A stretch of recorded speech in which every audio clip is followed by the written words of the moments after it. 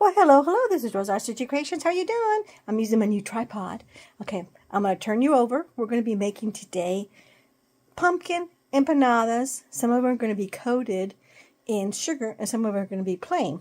But we're making the dough from fresh and we're going to use pumpkin puree out of a can. Okay, there comes the radio. Let me turn you around. Okay, let's see. Let me angle, bear with me, let me angle this some more so you can see what's going on. Okay, there you go. Now, let me tighten this back up. Okay, so here's my 4 cups. I will put a link in the description box of my empanada recipe, which is what I'm using today. Here's my extra thing of flour, so when I get ready to roll out the dough, I've got 1 stick plus 6 tablespoons of unsalted butter right here.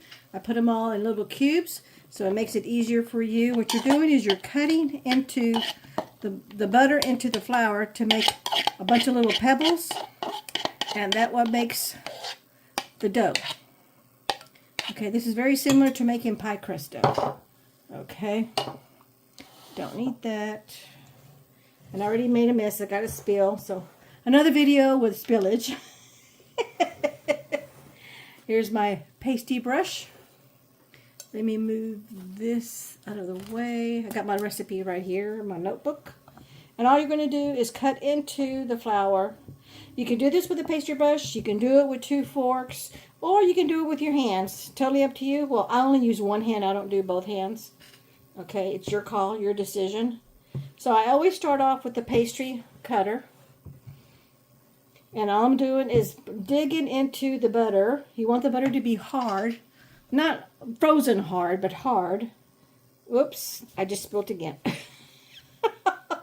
don't think this is going to be a good day, and I didn't put my apron on. But oh well, it is what it is. And after a while, that's the reason why I kind of switch around.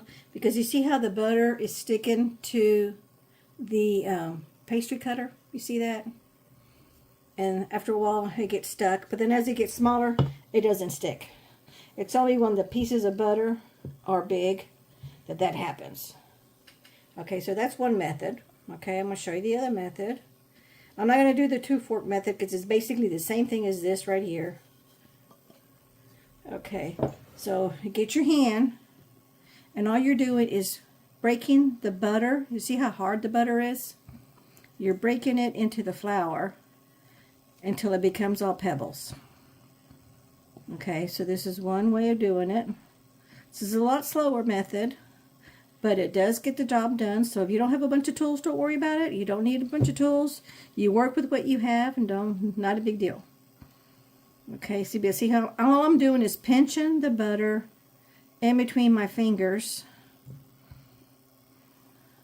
and I'm grabbing some more fresh butter. Excuse me, I'm grabbing some more fresh flour with each piece of butter.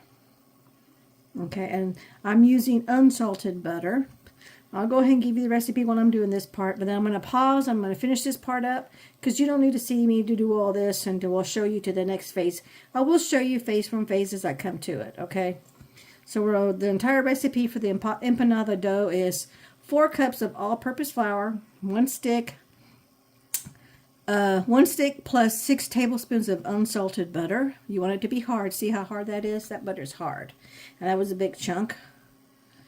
I'll wait for it to get a little bit softer, because once it gets closer to room temperature, the butter gets soft again. And then also the warmth of your hand softens the butter too. Okay, then you're going to add 1/2 teaspoon of salt, 1/2 cup of warm water, 1 room temperature egg. My egg's already over there right now, getting at room temperature. And then you want to cut the butter into the flour. You're going to make it look like a bunch of little pebbles. You want the flour to all be pebbly looking. Okay. And then you're going to, once the flour's ready, you're going to add the salt. You're going to stir and mix it. And since we're doing a fruit filling, whenever you do a fruit filling with an empanada dough, you want to add 1/4 to 1/2 cup sugar. I personally like to add 1/2 cup of sugar to my fruit filling. And since I'm using canned puree, Okay, I'm just going to add 1/2 cup of sugar because we want the empanadas, we want them to be sweet. Okay. Alrighty, and then you're going to shape them into the empanada shape. You're going to you're going to roll out your dough, and I'll show you in the video. You're going to roll out your dough flat to the size that you need. If you have a template, that's great. Use that. And I do have empanada molds, which I will be using just to speed things up. But if you don't, that's okay. Just roll the dough out to about 1/4 inch thickness.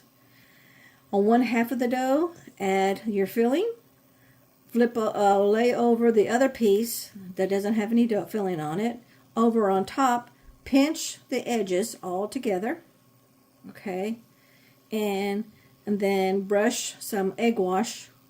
Scramble an egg, 1 egg, and add it with a pastry brush. Spread the egg wash over the whole top layer of the empanada, and then lay that on your parchment-lined cookie sheet. And then you put them all together. When they're all done, you're going to bake at 375 degrees for about 25 to 27 minutes. But I'll be taking you step by step as the process is going. And the smaller butter is already getting soft. So this is going to be an easy process for me. So we'll bring you back when we come to that next part, okay? Okay, we's back. Totally done. And as you can see, the dough clumps because of the butter. See how flaky and pebbly looking it is? See that? So that means it's ready. Okay, so now we're going to add the water, and I'm going to do a little bit at a time. It's warm water, 1/2 cup.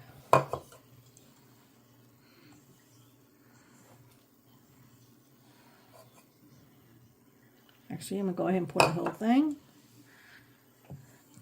because I know I'm going to use it all. I've done this recipe so many times.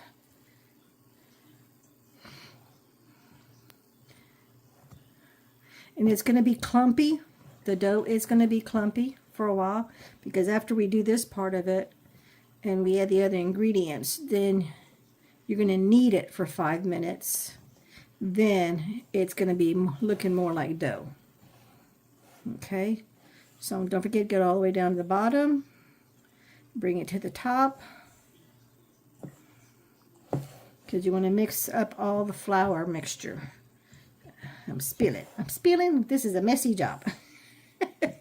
I should put my apron on, but oh well.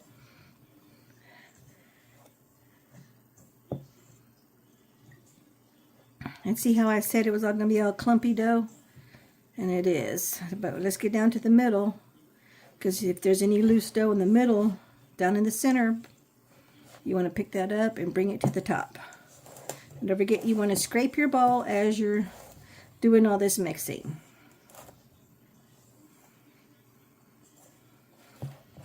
Okay, that looks like it's pretty good to me. I don't have any whole bunch of loose flour. It's all clumping. Boy, I'm just spilling everywhere. Okay, see, that's clumping, which is what we want.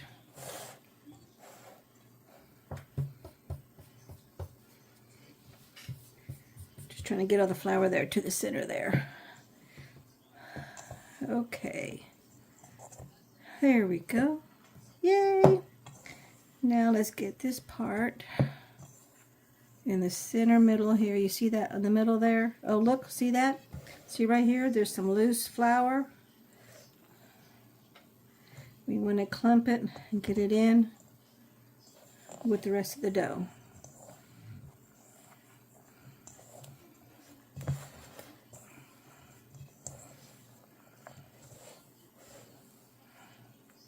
Okay, whoops, I just spilled some more. Okay, so now we're done with this part.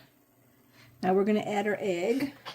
Let me get my little bowl because I saved my shells for my garden.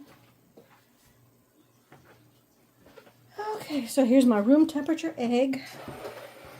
I'm going to put the egg inside here. The whole egg goes in there.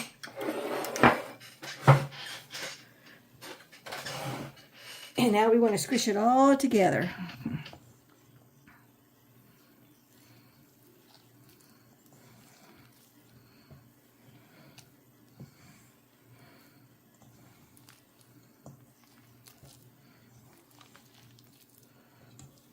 And what's nice is that because the egg is yellow, the yellow yolk, you'll be able to see and you'll feel, because you can feel the white of the egg in between your fingers as you're mixing it in here all together.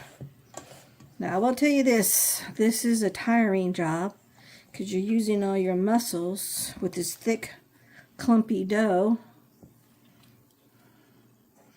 But you really want to make sure that it all mixes really well. You see right there, I have a couple little yellow spaces right there. That's the egg. We want to mix it in and incorporate that with the dough.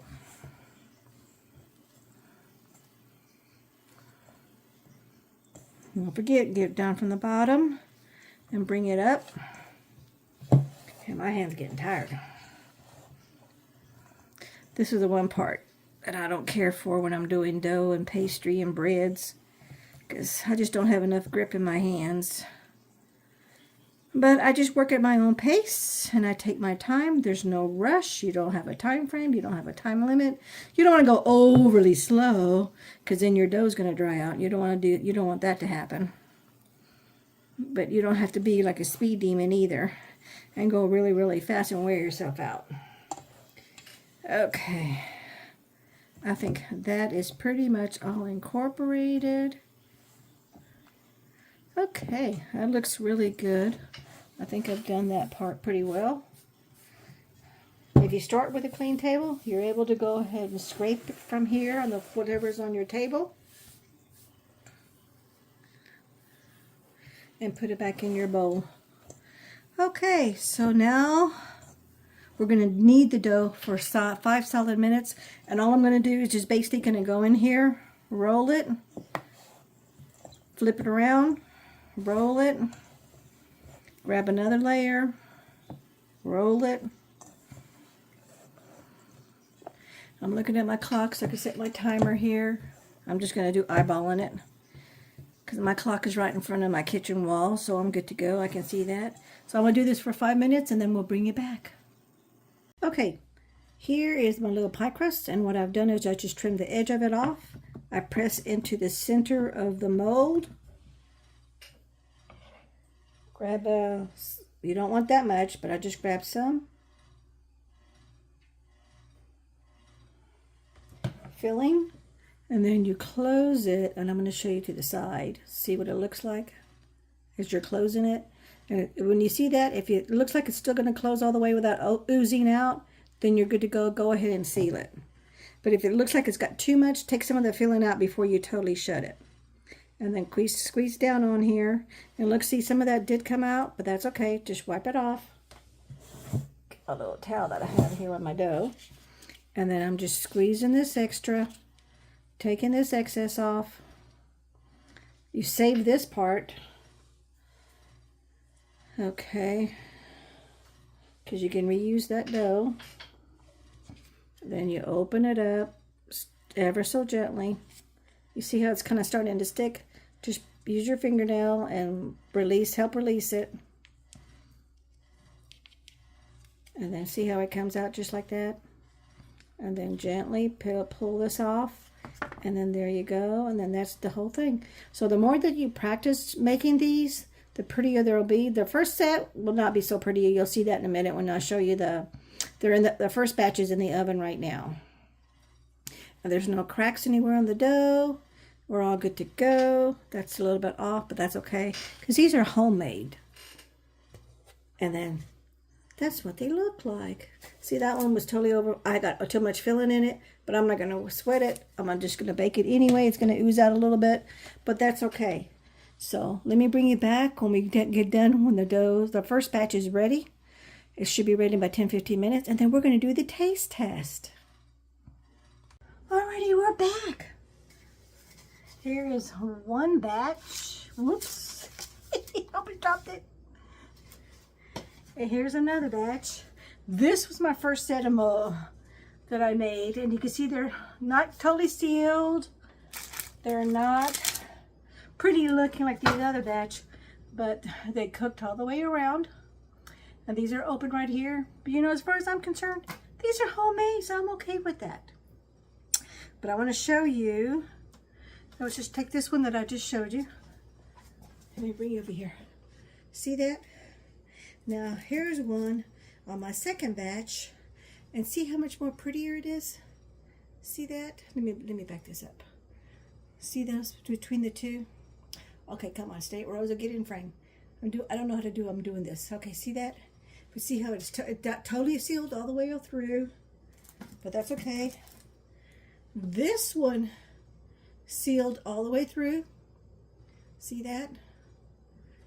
I had a little bit of a gap right here where the cooking expanded it, but that's okay. Nothing oozed out. This one, same thing, but again, nothing oozed out. And then here's another one.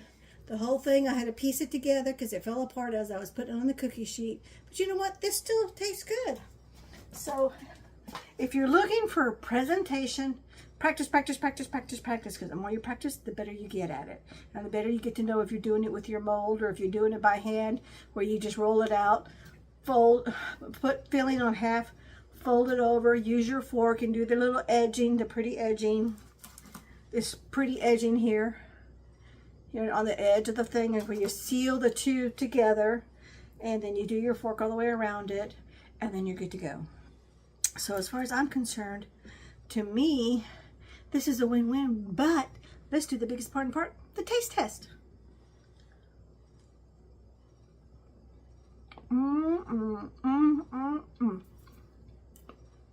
I love this Betty Crocker, and I will put a pop-up with the recipe ingredients of the pumpkin pie filling, because this is what I did. As I used a can of pumpkin pie filling, and I added my own spices to it, because that's just, look, there's a lot of filling and there's still some dough. See that? Oh, let me get closer. Okay, focus, focus. I personally like the one with no sugar on the outside. This batch, I sprinkled sugar after I did the egg wash. I sprinkled sugar all on top, so it's got a little bit extra sweetness on it.